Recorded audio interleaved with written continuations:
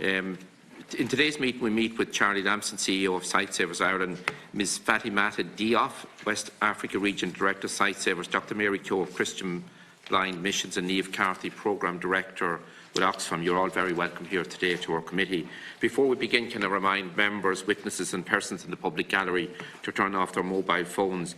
Members are also requested to ensure that for the duration of the meeting, their mobile phones are turned off completely or switched to airplane safe or flight mode, depending on the device. It is not sufficient for members to just put their phones in silent mode, as this will maintain the level of interference with the broadcasting system. By virtue of Section 17(2)(l) of the Defamation Act 2009, witnesses are protected by absolute privilege in respect of their evidence to the Joint Committee. If they are directed by the Chairman to cease giving evidence on a particular matter and continue to do so, they are entitled thereafter only to qualified privilege in respect of their evidence.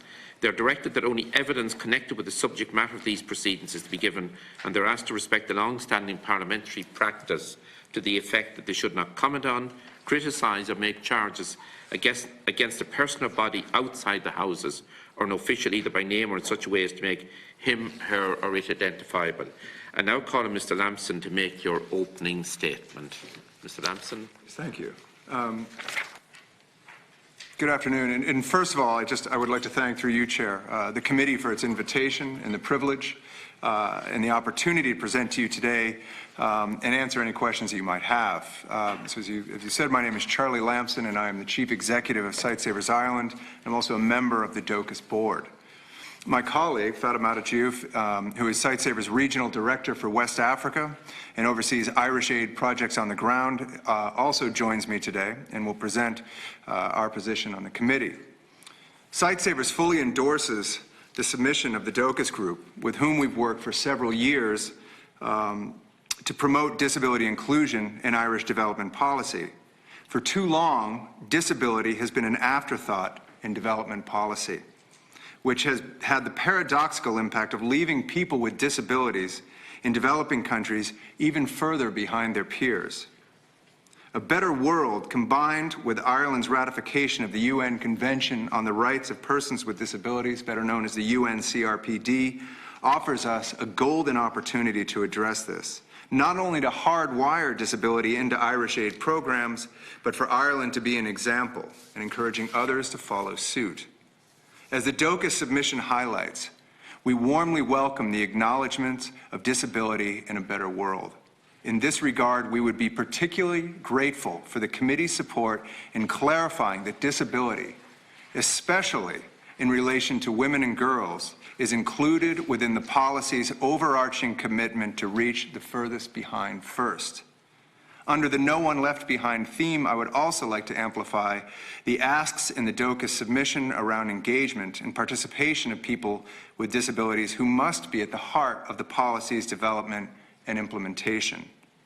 I would like to highlight the critical need for a rights-based approach that is consistent with the UNCRPD and the Sustainable Development Goals. I also hope the committee will work to ensure an integrated approach to the collection of data on disability in both development and humanitarian assistance, that commits to the collection of disability disaggregated data, research and learning, and reports, including the adoption of the DAC disability marker. In June 2018, the OECD released the DAC disability marker to track implementation of overseas development policy.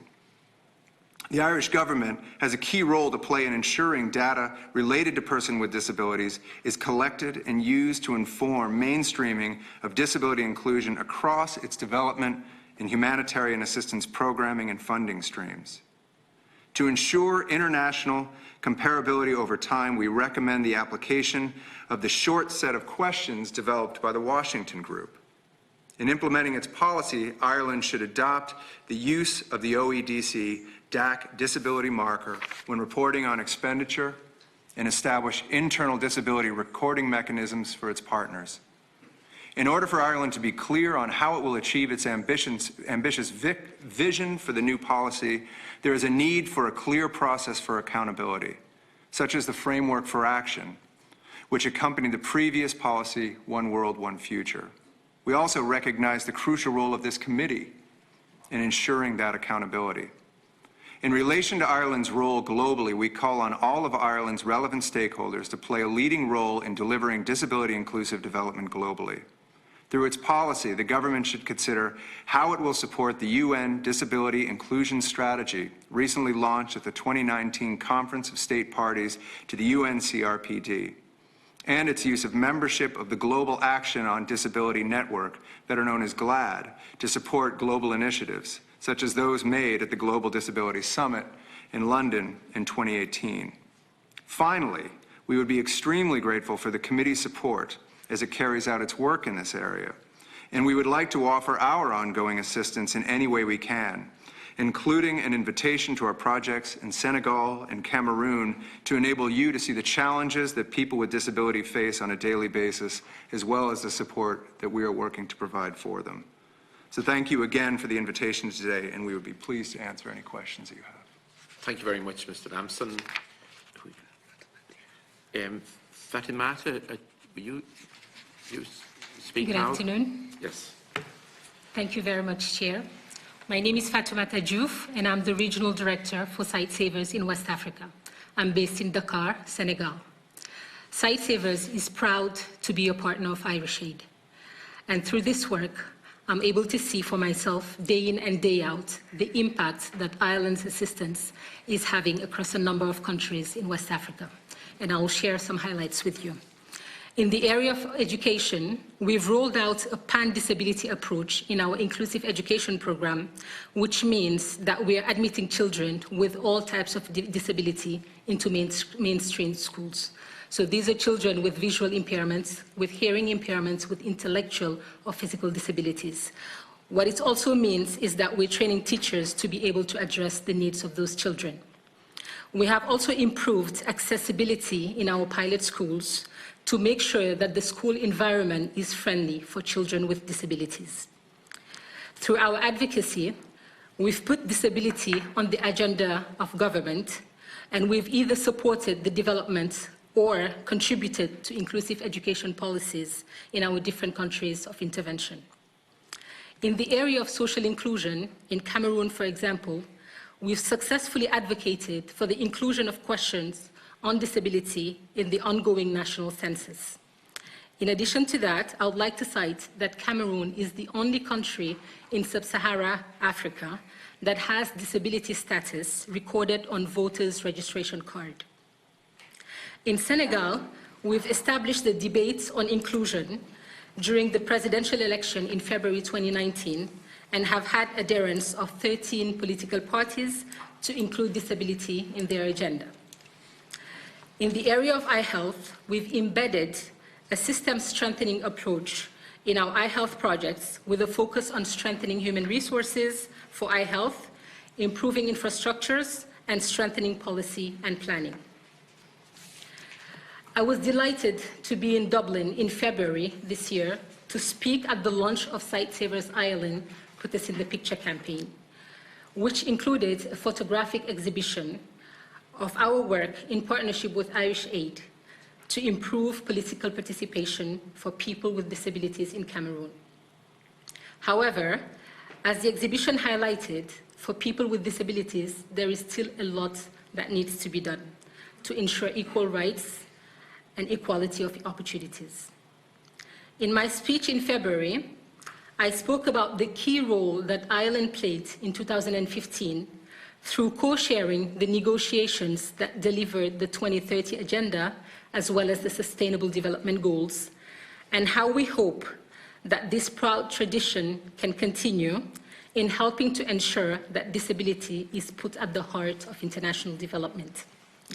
As my colleague has said, we view the publication of A Better World as an opportunity for Ireland to be a champion of disability-inclusive development, not only in its own program, but also through its work globally at the United Nations, at the European Union, but also in other international bodies. Through our campaign, we hope to engage with the Government of Ireland, TDs and senators, Irish civic society, as well as members of the Irish public, to make them aware of how they can be a catalyst for change and make a profound difference to lives of literally millions of people who have for too long been left behind. I'm delighted to be back in Ireland this week to make that case, and we very much appreciate the opportunity to present to you today, and of course be of any assistance we can to the committee going forward. Thank you very much. Thank you very much, Fatima. Niamh Carthy. Thank you. Thank you, Chair, and thanks to the committee for this opportunity to meet with you today to discuss this absolutely critical issue. My name is Niamh Carthy and I'm the Programme Director at Oxfam Ireland.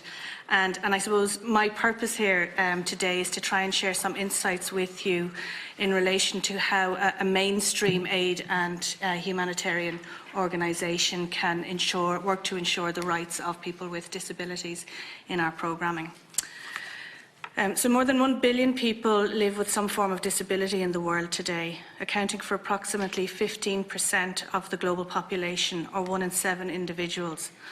Disability disproportionately affects people living in poverty, as 80% of them live in low and middle income countries.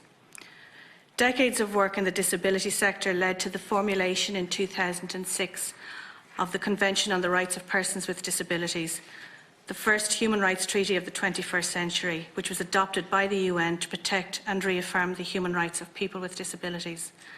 The Irish government signed the convention in 2007 and ratified it in March 2018. In 2016, the Sustainable Development Goals came into force to deliver the 2030 Agenda for Sustainable Development. These goals aim to mobilise everyone in the fight against poverty and inequality and to ensure that no one is left behind. As many of my colleagues have already commented, the principle of inclusion of people with disabilities laid down in the Convention and in the Sustainable Development Goals is reflected in Ireland's new international development policy, A Better World, launched earlier this year under the banner Reach the Furthest Behind First. This development is warmly welcomed by Oxfam Ireland and we look forward to supporting its implementation. Oxfam's mission is to fight poverty and inequality, and therefore we strongly support the Convention on the Rights of Persons with Disabilities and the focus that the Sustainable Development Goals gives to people with disability. Oxfam's Code of Conduct and our partnership principles protect and affirm the rights of the vulnerable people we seek to benefit, including people with disabilities. And in addition, in 2018, we signed the Charter for Inclusion of Persons with Disabilities in Humanitarian Action. With the support of Irish Aid, Oxfam Ireland's work focuses on the poorest and most marginalised communities in countries such as the Democratic Republic of Congo, Malawi, Rwanda, South Sudan, Tanzania, Uganda and Zimbabwe. Within those communities, poor women, unemployed youth, people with disabilities and people living with HIV are our primary targets. Our goals are humanitarian assistance and protection, economic empowerment, gender equality and essential services for all. We know that in these contexts, very few people with disabilities access employment, and women with disabilities are 2 to 3 times more likely to face gender-based violence. Literacy rates are as low as 3%. And in response to all of this, we aim to create economic opportunities, increase gender equality, improve access to essential services for people with disabilities. And in addition, we seek to amplify their voices by facilitating them to influence policies and legislation that are relevant to them. We've conducted research with Trinity College Dublin on the most effective HIV policies and programmes for people with disabilities in sub-Saharan Africa. And we have used this to influence state and non-state actors on the need to design and implement those types of policies and programmes. More recently in Malawi, we conducted research on the lack of participation of people with disabilities in the formulation and implementation of health policies. And this is significant because Malawi has some of the best health policies in the world, but insufficient public funds means that they're not put into practice, essentially. This negatively impacts everybody, but for people with disabilities, it makes life even more challenging. Take, for example, Peter Simonai, a wheelchair user and member of a local disability committee in a community where we work in Malawi. There's no wheelchair ramp in his local healthcare centre, and so he's forced to crawl on his hands and knees to get into the building to access the healthcare that he needs. With the support of Irish Aid and through work with local partners, Peter has been able to reclaim his rights and demand quality healthcare for himself and for his community. This includes ensuring that an ambulance designated for his local healthcare centre was made available to him and to others who had been previously denied the service. In our humanitarian work on water, sanitation and health promotion, we provide dedicated latrines at household level for people with disabilities. The facilities include improved access, handrails, raised platforms, combined bathing and sanitation units. Households with people with disabilities are the focus of our emergency food security and vulnerable livelihoods work. They receive unconditional assistance in line with the lack of mobility of people with disabilities and/or the burden of responsibility on carers of people living with disabilities. In our protection work, we seek to ensure identification of those most vulnerable in a crisis. People with disabilities are often the least visible and rarely heard. We strive to ensure that their needs and rights and those of their families are respected. Looking to the future, we are working with Oxfam's global learning and humanitarian teams to better understand approaches to identifying and defining disability in development and emergencies. Oxfam Ireland aspires to being a champion of disability inclusiveness in the wider Oxfam Confederation. We work with local partners who have experience of working with people with disabilities to develop inclusive disaster preparedness and disaster risk reduction guidelines. But more than that, we want to ensure that all of our programmes and technical guidelines are updated to include the needs of persons with disabilities. This will involve assessment protocols and accountability and feedback processes that are accessible to people with disabilities.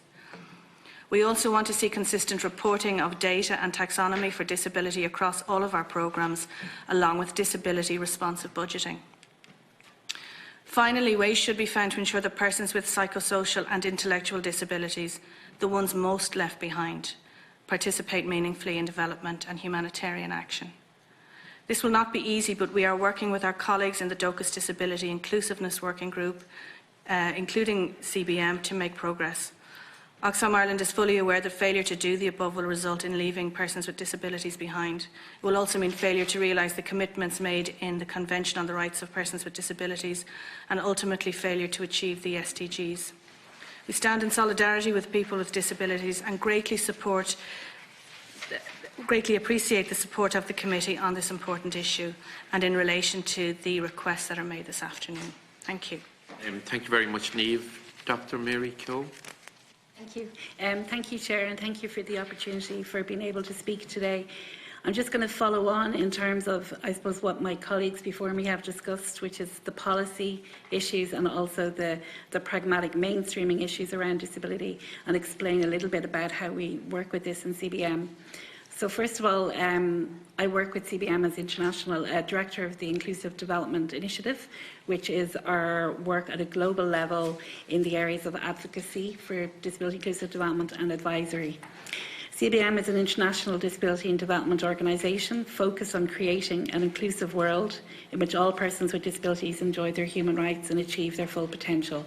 We work with over 350 organisations, implementing more than 600 projects in 59 countries throughout the world. What I'll speak about today, I suppose, is the very practical work that we do around how do we make inclusion a reality, because a lot of what can sit at policy level really rarely can get translated into actually being implemented. So a core area of the work that we do is around what's called disability inclusive development technical advice. I'll speak a little bit about that first of all, which basically is enabling the development sector to make progress on inclusion through global, regional and national advisory approach.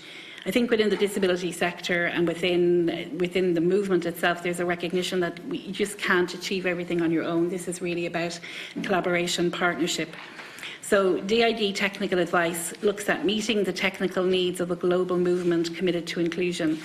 As our colleagues here in Oxfam and our other colleagues that sit within the DOCUS working group have all committed to disability inclusion, there is a need for advice around this.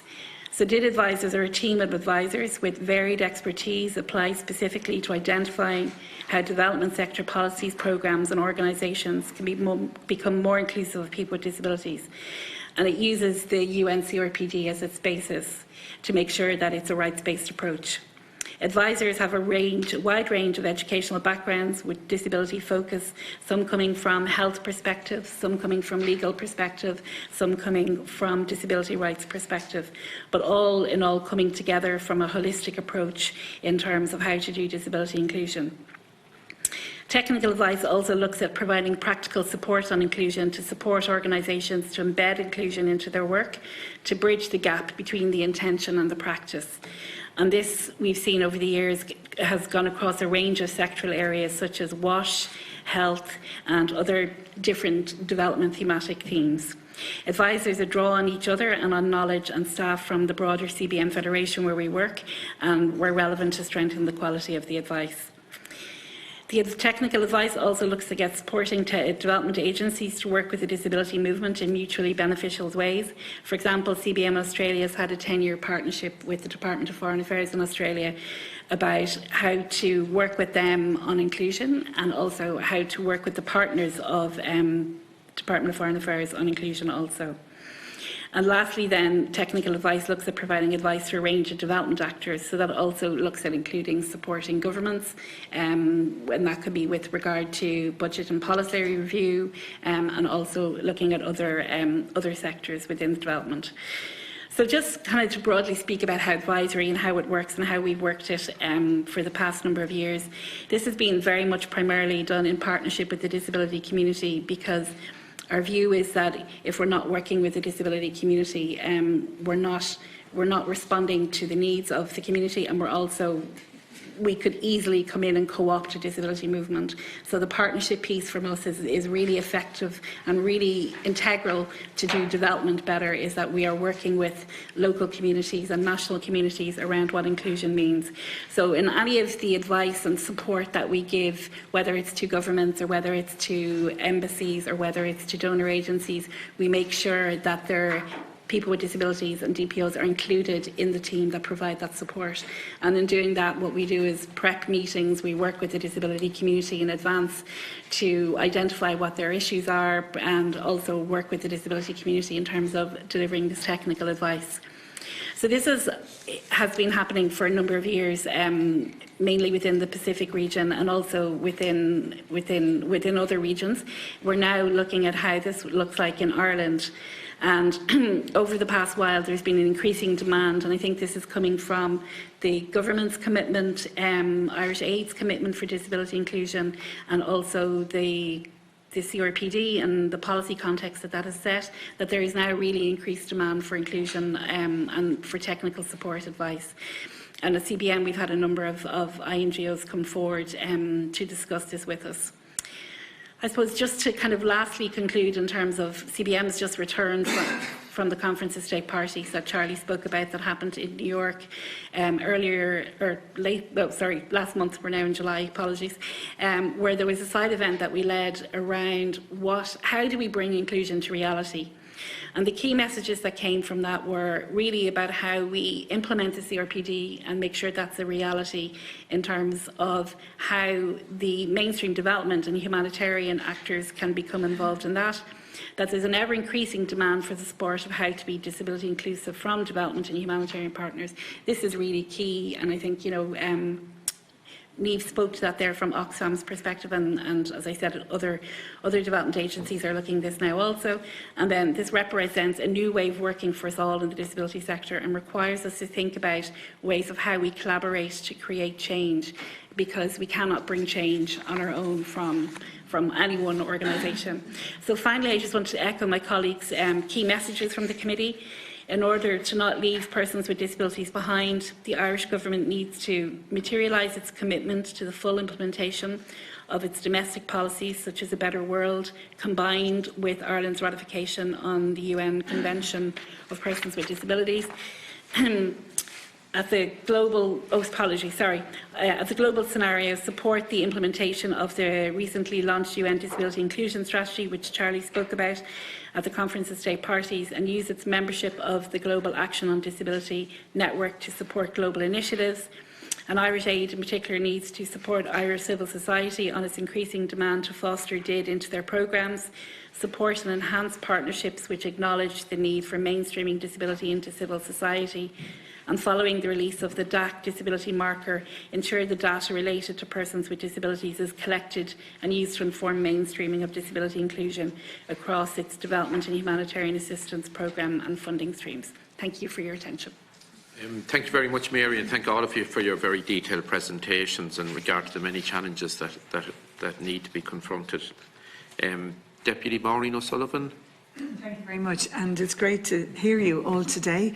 It just strikes me that I think it's something that the committee should have on its work programme, that at least there is a yearly meeting on the whole area of disability, that you're coming back into us and you're telling us the different progress, hopefully the progress that has been made. Apologies, I have to go out at 3, but I hope to go back before it's over.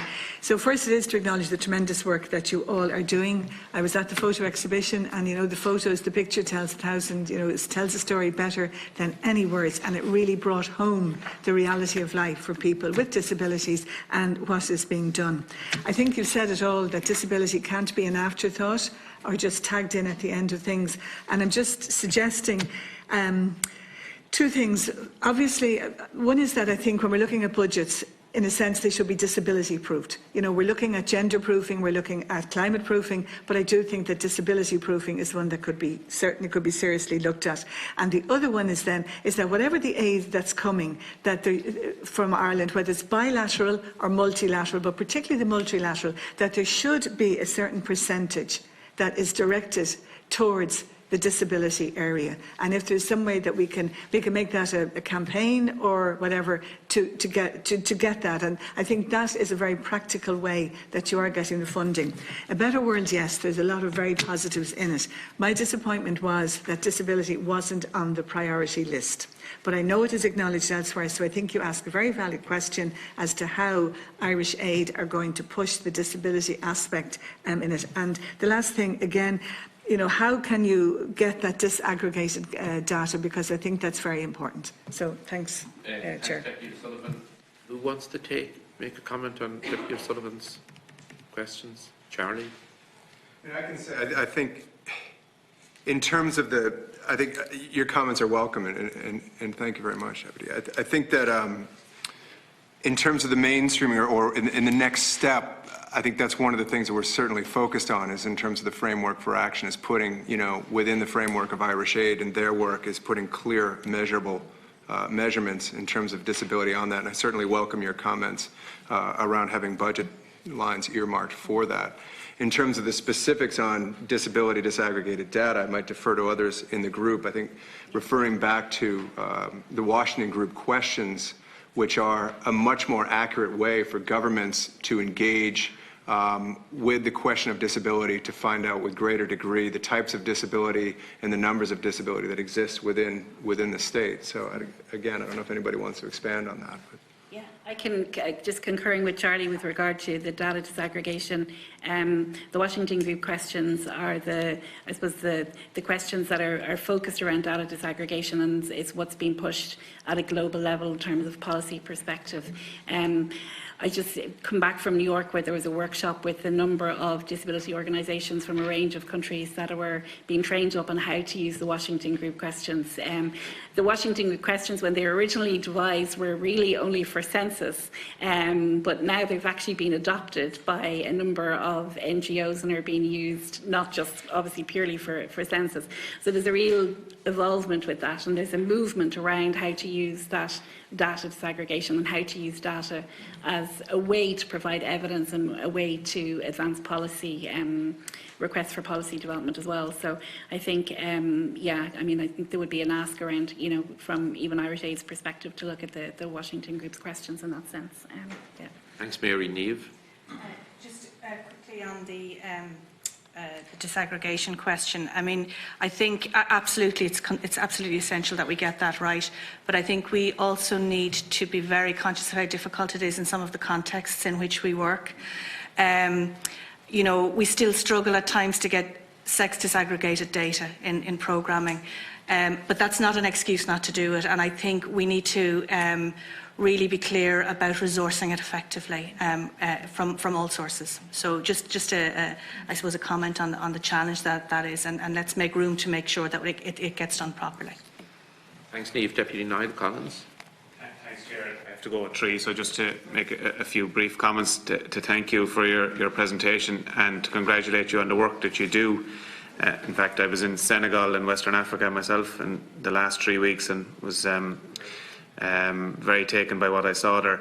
Could I just pick up on the point that Deputy Maureen O'Sullivan raised in relation to, I suppose how I would describe it as ring fencing of the budget towards organisations like yourself that centre on disability. Have you lobbied the governments in relation to that? Have you put a figure or a percentage in terms of our overseas development aid budget? You know, have you formally made a pitch in that regard to have a set amount ring-fenced to fund the type of work that you do, which is specialised in many respects? It's a niche rather than the general aid that some of the other organisations would provide. Just Thanks, Deputy Collins. I think Deputy Crowe has another meeting. Maybe if you have a question now. We also just, I don't know, we're all going to the same meeting, but unfortunately it's 3 as well. Can I start off and just commend you all for the good work you do? And I think we know from the situation in Ireland that if you have an impairment, you're more than likely going to be living, you're going to be living in poverty, and that's the reality. And I suppose if we really want to be effective internationally and push a programme forward about an inclusive society, that we need to start ourselves. And I think that's one of the lessons that we need to keep reinforcing, that we shouldn't be talking about what other countries are doing. We should be starting ourselves. And I think that's anyone that's probably listening at home would be that has someone with an impairment, all the hurdles and the difficulties that they have to go through to try and get those supports. So I suppose that's the first thing. And we know that you're dealing with the most marginalised and poorest in society. And I suppose the questions I have are, they're probably obvious, but how do you believe Ireland can play a leading role in ensuring disability inclusion as the heart of Irish aid and development agenda? And I suppose it comes from that if you have a credibility on the issue, that you can put it to the centre of our approach. We did have groups come in that were dealing with hurricanes and the response to hurricanes and climate change and so on, and the importance of people from your sector being involved in that response. And again, I just wonder how that's developing. And people were talking in terms of it seems to be quite obvious, but if you have a crisis in relation to climate or something else, how do you contact someone that's deaf? How do you get someone services and so on? And those basic needs, and they're the ones that probably in a crisis situation are the ones that are probably been left behind. And how important is that? We're talking about disability and development boards. Sometimes it comes from a lack of health care leading to disability, such as say preventative life, sight loss, and again is the attitude, do you work with national governments, or do you do it separately, or what's the ideal? Or I know, again, I'm thinking in terms of many countries that there's the basic services, so you probably need to prioritise there. But what's the ideal model for the rollout of what you're trying to do? And I suppose lastly, one of the serious issues facing those with disabilities, trying to get work, enter the workplace. We know that again from Ireland. But again, do you work with helping people with a disability to gain employment? Do you see that as part of, very much part of what we need to be doing in relation to it? And I suppose I was struck by, the figures of 1 billion people, 15%. It's not a case if there was more people, it would be more on the agenda. But how I just don't understand why it's not, central to a response in many of the areas. But the fact that there's 1 billion people facing, these, huge challenges every day, and the poorer the country, probably the bigger the challenges are. We know in some countries the, difficulty of trying to access, basic things like water, firewood. If you have a disability, then, your life chances are limited. So I suppose again, it's Mary outlined some of the things that you want this committee, to do. So if there's anything else you feel that that we need to be, we need champions in here. There is a disability committee operating in the Dáil, but again, it's probably something that we need to be front and centre of our lives, and we all know someone that has a disability and impairment, and I suppose we need to start from there. Thanks, Deputy Crowe. Charlie? Why don't I start on the first question, and I might defer to some of my colleagues on some of the other questions that you've asked, so thank you for them. In terms of the ring fencing of the budget, and to address that question, I mean, we have not, as a committee, yet discussed specific numbers or percentages of that. At this point, we're focused very much on the idea of hardwiring disability inclusion into the framework for action when that comes about, and our focus right now is making sure that that is woven throughout that policy. I think it's a great question to ask, and I think it's one that we certainly would be, I think collectively enthused about looking into and exploring that. But I mean, that's where we stand at this point. I think I might, if we want to talk about, at least in terms of Sightsavers work and how we engage at state level to bring about, I mean, our focus as an organization is about bringing about real sustainable development. It's not about just providing temporary solutions. And Fatima, I might defer to you, Absolutely. Given your experience in the region of talking about sort of the work that we're doing. Absolutely. In that respect. Thank you, Charlie. So sustainability is at the key of our intervention, and what we do is work with the local government, the state government, and as well as the DPO, the Disabled People Organization, to make sure that they can advocate for their own self, they can have their voices heard, and they can take the questions to the next level. So in terms of funding and through our programs, we've been advocating for government to allocate budget lines to take up this issue of disability. International funding is always good, but we're also aware that we need to be able to raise resources at the national level to be able to address the issues of disability which are local or national. English is not my primary language, so if I have said anything that's not clear, please have me repeat myself. Very clear. Thanks very much, Fatima. Niamh? Yes, please, if I could just maybe, I was very intrigued by your question about the ideal model, because certainly I've been in the business now for 25 years and I'm not so sure that there is such a thing. But I guess what I have learned is that we do need to work at different levels. And I think there's a lot of lessons that we can learn from our experiences of working on other issues, and I'm thinking particularly of our work on gender justice, for example. So I think, there's a real need for service provision at local level for people like Peter, who I mentioned in my presentation. And of course, we can help to facilitate those services to be made available to the people who need them. But I don't think that in itself is enough, and it's not sustainable. So I think working with local civil society in those countries where we work, capacitating them to deliver the services themselves, but also then to be able to advocate at national level for the changes that are needed from a legislative point of view, and for budgeting decisions to be made that will support decision making that is beneficial to people with disabilities is absolutely critical. And probably the most important ingredient in all of that is the inclusion of people with disabilities themselves in those conversations. It's not about any of us sitting here or sitting in programme countries making decisions on their behalf. We need to talk to people with disabilities, hear the reality of their lives and their stories, and respond accordingly. So if there's anything touching on an ideal model, I think that might be one of the ingredients. Thank you. Thanks, Steve. Mary? Yeah.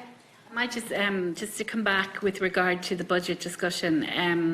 I think it's welcome to hear about the possibility of ring fencing, but I suppose I would also caution that ring fencing doesn't mean it sits within, just the disability organisations that provide that that the funding's channeled through just disability-specific organisations. You need to look at how mainstream organisations are also enabled to be able to do inclusion. So I think ring fencing is important, but I think it's back to what Charlie said about the framework for implementation being really well resourced around disability inclusion. And I think that would be really important to consider. Yeah. Thanks, Mary. Senator Ivana Bacik. Thank you, Chair, and thank you for the presentations, and apologies I was coming late from another meeting, but I don't have to go at 3, so I can stay. But it was very valuable to hear the emphasis on disability in international development, and just to commend you all and to commend DOCUS for coordinating the briefings and so on that we have received. I think we were all glad to hear the references to the A Better World Irish Aid policy. Our committee had fed into development of the policy and at hearings, and it was extremely useful for us to hear how much work is going on in so many areas under the umbrella of Irish Aid. And I know Irish Aid funds all sorts of programmes run by different NGOs and different development organisations. That's very positive. I was also struck by your emphasis on the practical implementation of policy and practical approach. And I've a couple of observations, really, or questions, partly because last week I was honoured to be on an Oireachtas delegation to a conference of women political leaders at which over 80 countries were represented, both developed and developing countries, but the delegates were all women parliamentarians. And I suppose one of the key things that came out of that meeting, our focus being on how to implement the Sustainable Development Goals, how to work with the UN as women parliamentarians. So one of the key points that came out of that conference was the intersectional nature of inequality, the importance of having an intersectional approach to working on sustainable development and on the goals. So we talked about, obviously, Goal 5 on gender equality, but there was a good deal of reference actually to the intersection of gender and disability, the particular challenges faced by women with disabilities in developing countries, and the need to ensure that programmes recognise that the intersectional challenges. So I suppose my first point is how do we ensure, we and you and all of us, that not only are we disability proofing and gender proofing, but that we're recognising all those different ways in which people experience inequality or oppression. How do we do that? It's difficult to achieve in a practical sense, and I'm sure if only any one of us had the answer, that would be great. But just a question about that. And then and one of the issues I should say was that we learned from many other countries and best practice in some countries. For example, in Sweden, where they have an explicitly feminist government, where every programme, including international development, is gender proofed by somebody in-house in that department. So that's the sort of practical model I thought was useful to learn about. So maybe some comment on that. And finally, another thing that emerged from that conference, and I know is increasingly evident if one looks at UN programmes under the SDGs and World Health Organization programmes, is the emphasis on public-private partnerships. And it's an interesting one because our focus as parliamentarians obviously is on state response and what is the Irish government doing, and the Department of Foreign Affairs.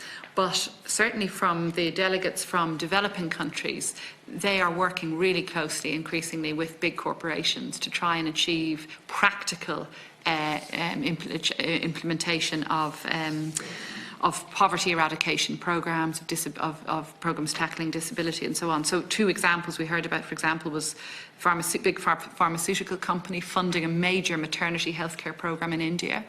And more, probably better known as the Big Gates Foundation announcement, I think just 2 years ago, about their plan to eradicate river blindness.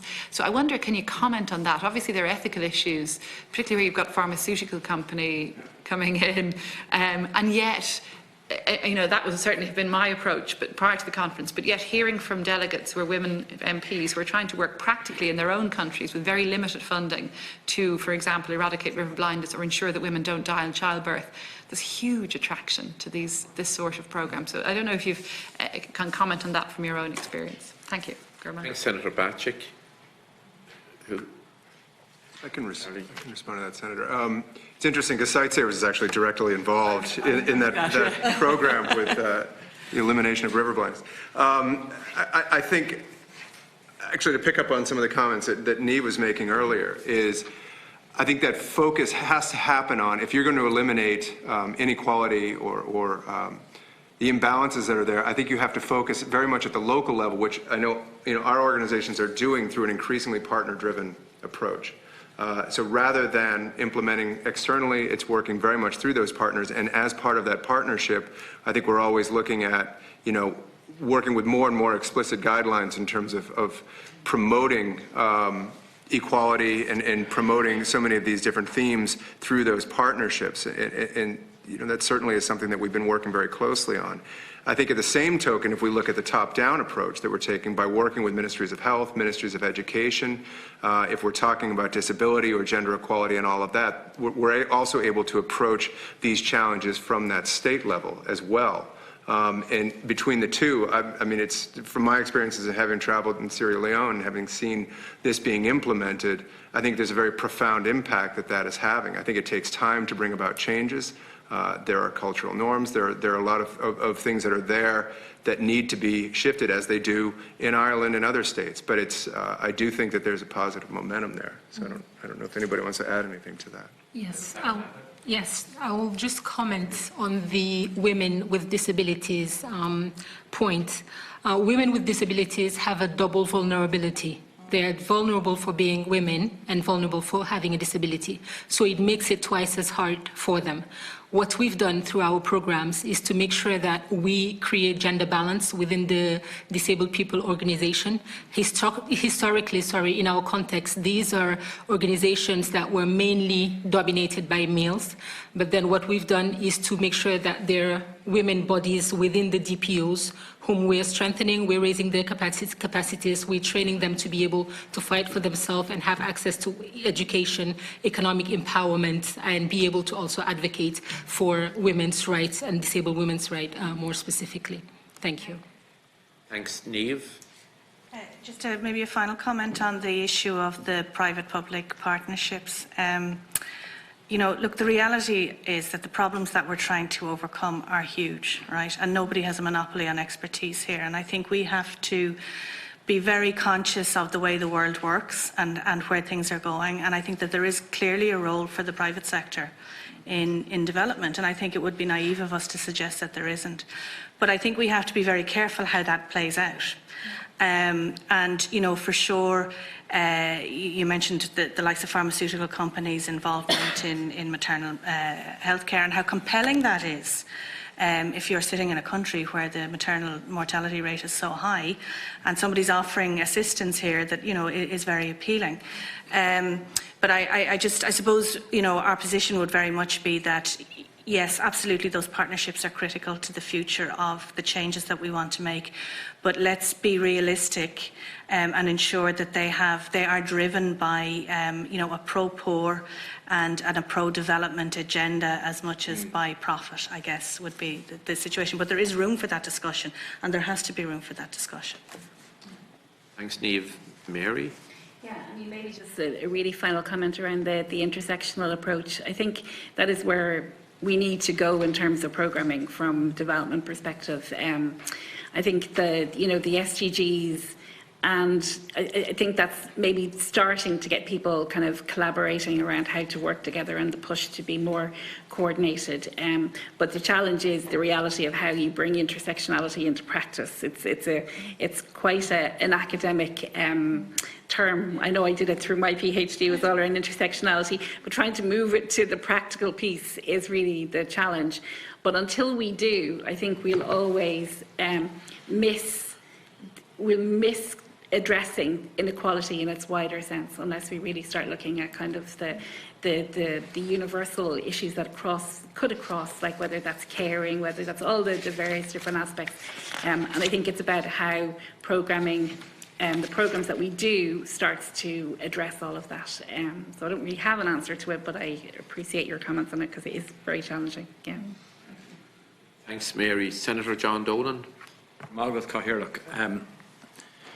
First of all, delightful to be here with people that I met in the COSP, most of them recently. On this occasion, we don't have to travel as far to be here. But look, on a more serious note, I want to pay tribute to everybody that's here, DOCUS in general and my own organisation, Disability Federation of Ireland, has been a part of it over the years and would hope to continue to be. And I suppose that's an expression of the responsibility we have generally in Ireland. My own organisation is about people in Ireland with disabilities, but you can't, I use the term, be blind to the fact that there are people all over the world.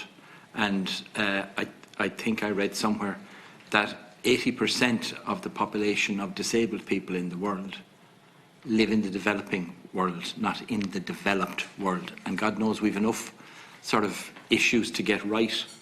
So what are they like for other people? So it is important for us. I recall an occasion meeting somebody, a lady from South Africa, in the International Summer School in Galway a few years ago. And she was telling me that both her parents were deaf. But she could speak Irish, not speak, she could use Irish Sign Language. And I says, how could you have Irish Sign Language? She says, oh, the Dominican sisters taught both my father and my mother. And was it Fatimata?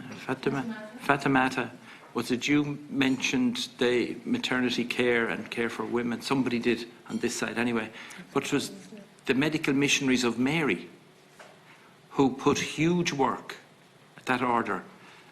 Most of their sisters were trained nurses and consultants in that whole area of maternal care, pregnancy and whatever. What I'm just doing is drawing the long-term interest that Ireland has shown. Now, the way in which it's expressed now and the fact that our government, through Irish Aid, is more involved in it is very critical and important. And the two examples I used were examples of organisations of women, not underlined. So to come down to one sort of kind of global sustainability is mentioned right throughout the presentations.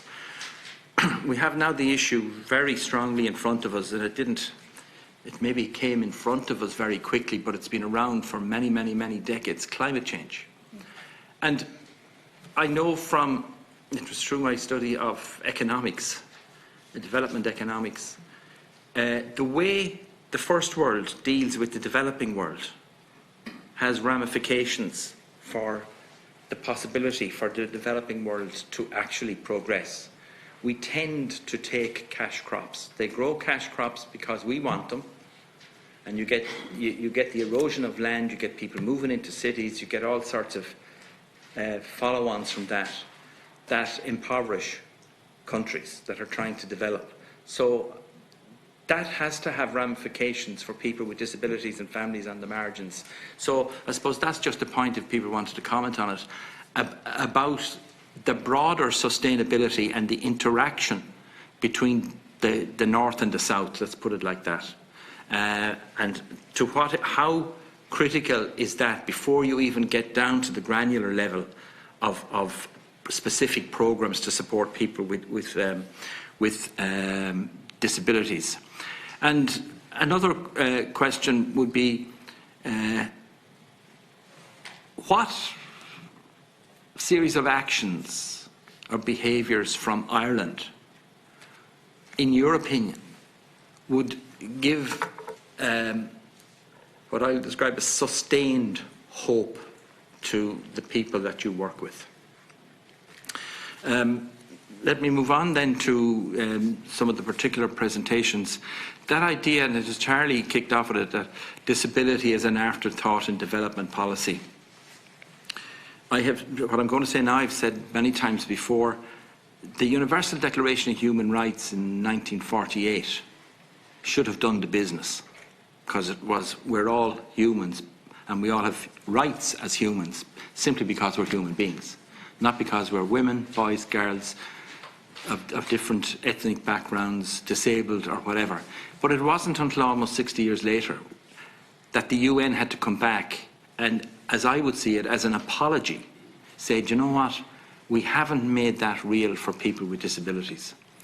And now I'm listening to this situation where we have been involved in development aid prior to the foundation of this state through the religious orders, etc., philanthropic groups. Since then, and in more recent years with our foreign policy and Irish Aid and whatever. And it's sort of like just yesterday that somebody figured out that with disaster relief and development work and that, oh, there's people with disabilities. There's something in us as human beings and states that makes it difficult for us to think the thing there's some cultural issues or something there. And if people had any thoughts about that. Fatoumata, you talked very specifically, you gave the example of education and the mainstreaming and support for teachers. That, I think, and the likes of that are magnificent in the sense that we put people away, and we've had to try and unpack that.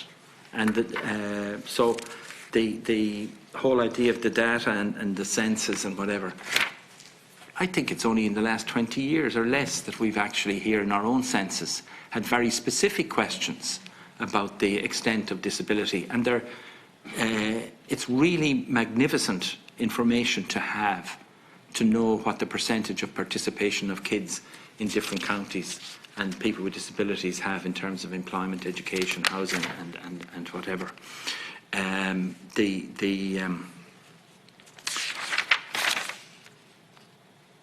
Niamh,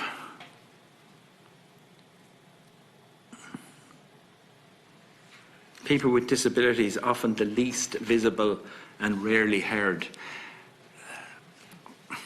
If that was the only thing that was said today, I think there's so many threads to be pulled from that about what that leads to. And we stand in solidarity with people with disabilities. So I think you've expressed, four of you, how you stand in solidarity. I think the question for this committee and our state is, and it's possibly not to be answered today, but how do we stand in solidarity with people with disabilities and their families around the world? And Mary, we know each other a little while, but you did a huge amount of work to get disability and disability inclusion and the voice of people with disabilities out there in Ireland throughout the 90s and into the noughties. And here's a tricky kind of a question for you. You've a sense of that world, of the difficulty and the challenges in doing that in Ireland. And now you're doing something similar, but in the developing world. What are the similar, different challenges that might be there? Finally, Cathaoirleach, Maureen O'Sullivan, Deputy Maureen O'Sullivan, I think she talked about a yearly meeting. And what I wanted to put to our witnesses in the first instance, what do ye think? Oh, here she comes. And, on cue, what do ye think would be a good, sustainable kind of a structure or agenda for that? It'll be, if you like, it's going to be 1 gig a year, or even if you had 2 a year, it's still only, there's a lot, you know, other work has to go on here as well. So what might be a good structure for that, or what might be some key themes for that, for the committee here? I'm not a member of this committee, but for the committee to think about in terms of making it useful. And that point, and I'll leave it at this, I'm very much involved in the European Disability Forum, and they have a strong interest in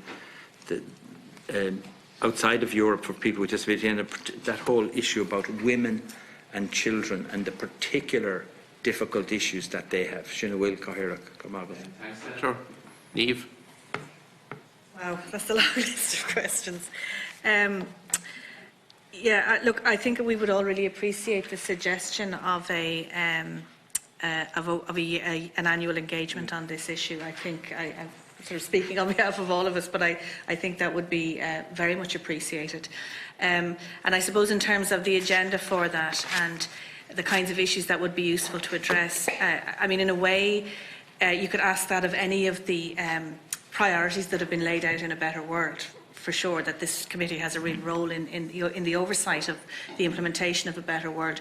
But I suppose what would be really helpful is if the commitments that we're making and that Irish Aid is making, and therefore the sort of collective aid effort emanating from the state is under your remit, that you are asking the questions and pursuing the questions about the disability commitments particularly.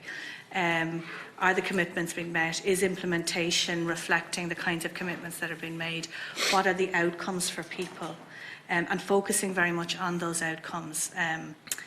You know, at the programme level, I think would be very welcome. And then again, touching on some of the higher level policy issues that we've talked about earlier in terms of perhaps budgeting or, you know, ring fencing of funding for disability within the budget.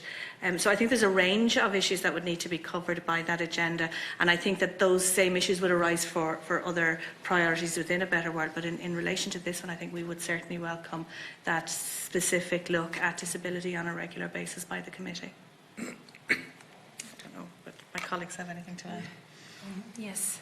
Thank you, Senator, for asking a question which I was really hoping to hear, which is what can Ireland do to give hope to the people that we work for? As important as funding is, I think there is something that's more important, which is sustainability. And in order to reach sustainability, it is important that Ireland is able to influence international policies so that disability is put at the heart of disability inclusive development. The topic needs to be out there. It needs to be pushed within the right forum so that it gets the echo that it needs for important measures to be taken in favour of disabled people. Thank you. Thanks. Mary, did you want to make a comment? Yes, I'm still thinking of the question John's asked, but I will, our Senator's asked, so I will try and respond in a coherent way. If I think of the similarities, first of all, between, if we say, the disability movement in Ireland and the disability movement in the countries we work in, and I'm prefacing it by saying I'm not representative of the disability community. I work for an organisation, so I don't consider myself a representative in that sense. I think the similarities are, you know, the discrimination that's faced. I think that's, you know, pervasive in all countries. I think the similarities are in terms of lack of accessibility to infrastructure. You know, obviously in Ireland there's an expectation for that not to be the case, but it still is the case in some respects. And some of the countries we work in, the budget impacts on that because governments or private sector have no funding to put into that, or it's not a priority. But I think that definitely is a similarity. And I think the solidarity issue and the cross kind of impairment or cross disability is definitely similarities that I can see. I think the differences I've seen over the years is the approach about how accountability is seen. So, for example, in Ireland, you know, the strong disability movement holding government to account, you know, and in some cases being adversarial in that respect, because in some cases it's warranted. In some of the countries we work in, that's not always, there's not a space to do that. So it's really looking at about how, and also it's sometimes not necessarily appropriate because it's actually about how you can work together for solutions. So that would be a big difference, I would say, or maybe not a big difference, but a difference in the approach.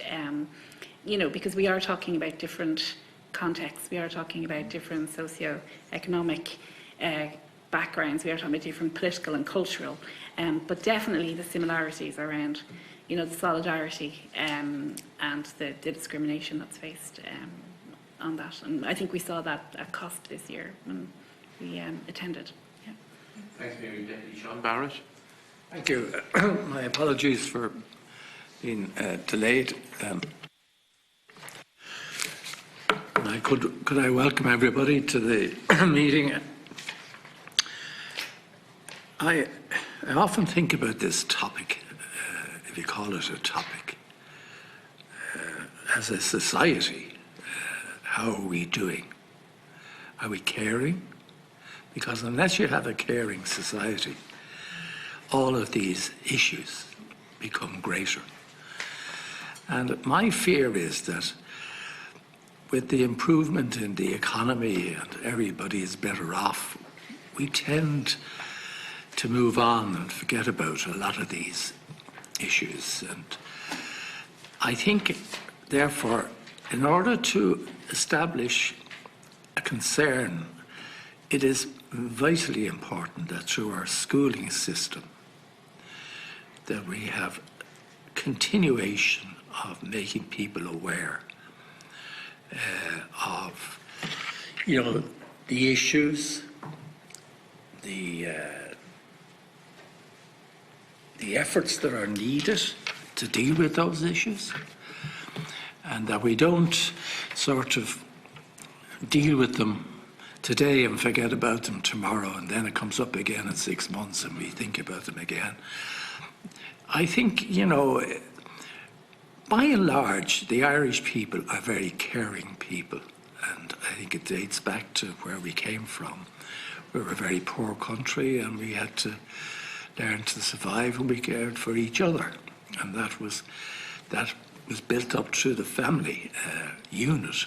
And I just look around me today and I wonder, are we as caring as we used to be as a society in general? And I think those are the questions we have to keep asking ourselves, and I'd be interested to hear from you whether you are happy or unhappy or medium about the manner in which these issues are being dealt with through our educational system. It is so important, and I have to say, I think we owe an awful lot to the religious orders who were involved so deeply in the educational system in this country.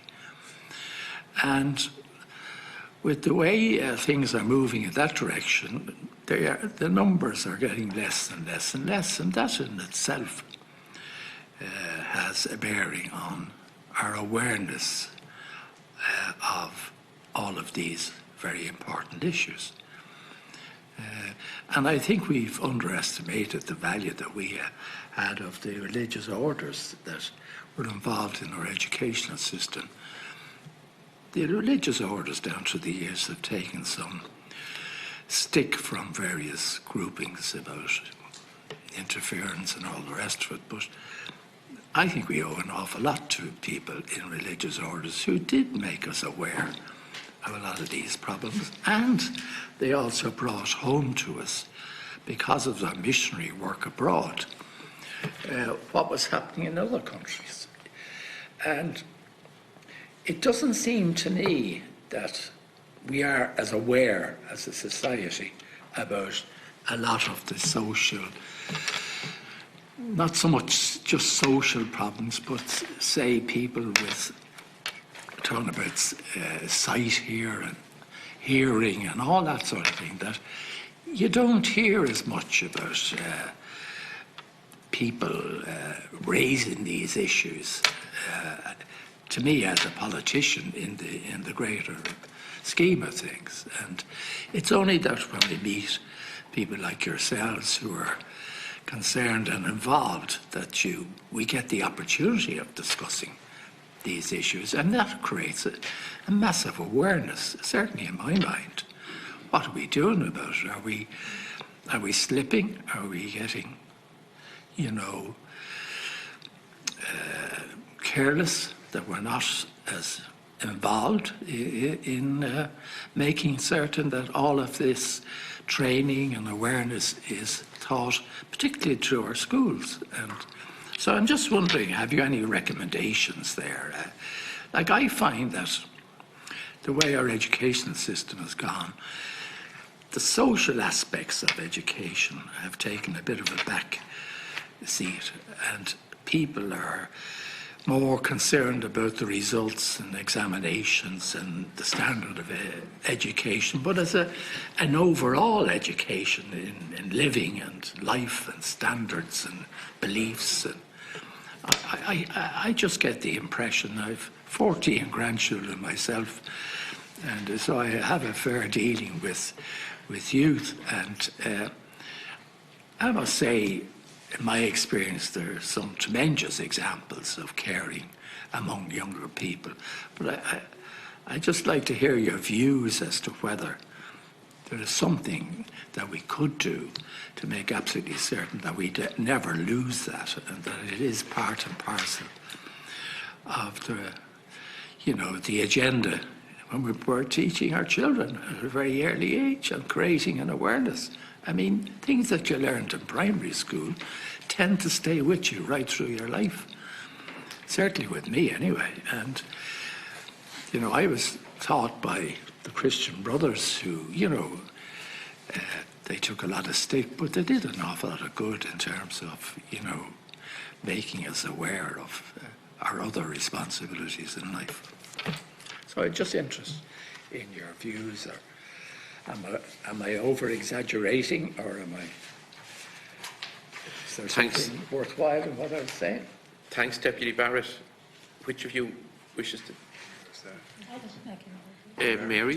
Yeah, I mean, I could just absolutely just address it. I think caring is very important, and I think the education system, in terms of how we teach our young people, not coming with any education background now, so just prefacing that, about how to be global citizens, about how to understand how the world works. So this, the civic education piece, the political education piece is really key, because I think that also deals with issues of injustice and inequality, and if it's in that context when you're learning it, through a school education system, I think that's, I'm not aware of what the curriculum is at the moment, but I don't know whether it addresses that, but I know there's a lot of development education work that's done, but I think that would be very critical.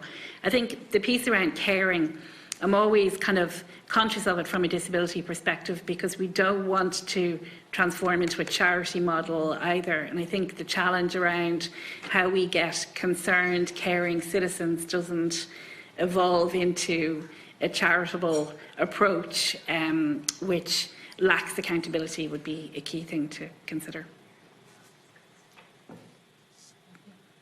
Thanks, Mary. Charlie, do you want to make a quick comment? If I could add, just to pick up on that, it's Sightsavers recently in November engaged in some research, really around this subject, and this ties into both Ireland's historic view of overseas aid and engagement in its place in the world, and also around awareness for the issue specifically of disability and levels of concern for that issue.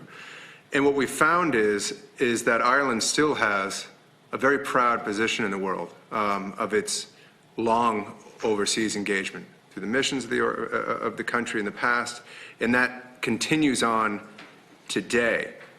In terms of the issue of disability within the state, we found that our findings were that the issue really has not been brought to people's attention to the extent that it could be. So people were essentially left that one blank. They weren't quite sure, hadn't thought about it, which to me represents a tremendous opportunity. I also view, in the space of this conversation, we've been talking about that nexus between domestic policy, domestic focus, and international focus. And I think that the two of them, especially in a state the size of Ireland, can really tie in together to create a conversation about disability, regardless of where you are. Sightsavers actually launched, we're launching a program, a schools program within primary schools to be raising issues not only around disability, but we're focusing specifically within, around the issue, sorry, not just the SDGs, but focusing on the issue of disability. For precisely the point of when you're at that age within primary school, it will make a lasting impression, inform citizens, where people will be focused on these issues. So I'm delighted to hear you talk about that, and I think there's a real opportunity in that space. I think to tie that into the broader goal of why we are here is that if we're looking at the idea of establishing hope for people, you have to create a future for people. There has to be all of the sustainable processes that we're talking about, which then gets into trying again, coming back to that issue of hardwiring disability inclusion into Irish aid policy or into government policy. But I think, again, the more awareness there is domestically for that issue, the more we can advance the international issue as well. So I just see so many different synergies between that. And I think I welcome that question. I think it's an important point. Thanks, Charlie. Neve. Just a final point, and again, thanks for that. It's a very thought-provoking question that you've raised. And just to return to that issue of education and young people and, this sense of caring. I think Two of the most extraordinary examples of that caring and leadership in it have been demonstrated globally in the world by two young women recently. One of them is Greta Thunberg on climate change. The second one would be Malala Yousafzai on girls' education. And I think for me, young people and even very young people have an innate sense of fairness. And I think we have to make space for that. So it's not just about formal education and what we tell them. It's about giving them the space to demonstrate the leadership that they have in them and the sense of fairness that they want to impart to the rest of the world. And I think, it's been very interesting hearing some of the conversations that have gone on about kids coming out of school on strike, about climate change and a lot of tut-tutting about that. I mean, come on, this is their future, and I think so. Yes, they have to be educated and they have to understand the issues, but we also have to give them channels and space to demonstrate that caring and that leadership. And I think, there's space for all of us in that, to do that even in the privacy of our own homes, but also in terms of how we interact more broadly in our communities and as a society.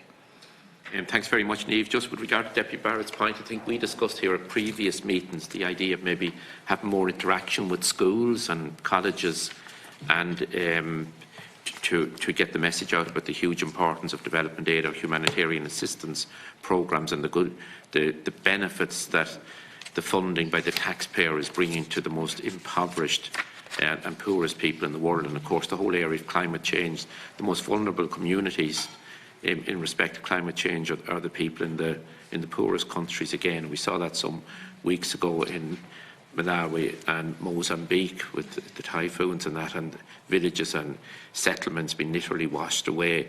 I know that the Department of Foreign Affairs and Trade recently took an initiative in regard to bringing the United Nations flag to each school. I think that's to give the opportunity to get the message that since we joined the United Nations 64 years ago, I think it was, the important role that Ireland has played in the United Nations as a very small country. And only last week some of us met with one of the senior United Nations officials who was speaking to us about disarmament, and she referred constantly to the initiatives of Irish governments back in the early days when we were in the United Nations that led to non-proliferation treaties, and they were extremely important treaties in regard to the whole area of disarmament. And that was in our early days that as a very small country we were able to influence and get treaties eventually agreed to at the United Nations. And as a committee we engage on a regular basis with international non-governmental organisations, with Irish non-governmental organisations. So throughout the year of our work, there's a huge part of our work, as all my colleagues can attest to, in relation to development aid, humanitarian assistance, all of that. And indeed, in our own report that we did on Irish aid back some years ago, back more than a year ago as a committee, we had sought submissions from Oxfam and others, and we did highlight and reference the whole area of the need for disability inclusive development. And your contributions here today are very welcome from each of you. And I think when Fatimata spoke about women, the double vulnerability of a woman with a disability, and of course one of the frightening statistics that you imparted to us today, as well as the women with disabilities are 2 to 3 times more likely to face gender violence. It's really frightening to think of that. And of course, people with disability cannot be an afterthought in development policy. And we don't have an executive role, but we will engage, as we do all the time, with the Taoiseach Minister for Foreign Affairs and Trade, with the Minister of State, and also with Irish Aid directly on the issues that you have raised. And we will ensure that the very important points the very important issues that you raised here at our meeting today, that they are brought directly to the Taoiseach and to the Department of Irish Aid. And in our future discussions at official level and at political level, we will raise again the very important dialogue that we have had today.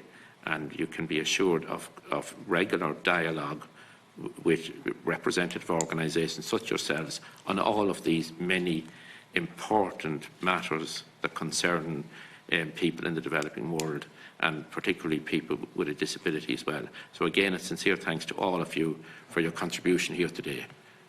We're out of time, John. Are we? Yeah. 10 seconds? Yeah, no more. Okay.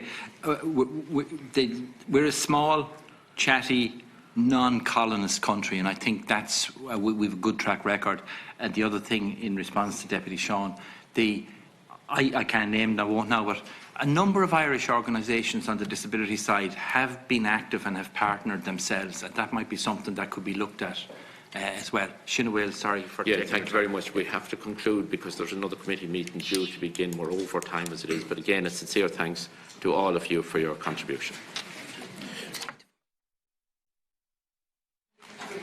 The meeting of this joint committee now is adjourned, and we will be meeting again in joint committee format on Thursday the 11th of July at 9:30.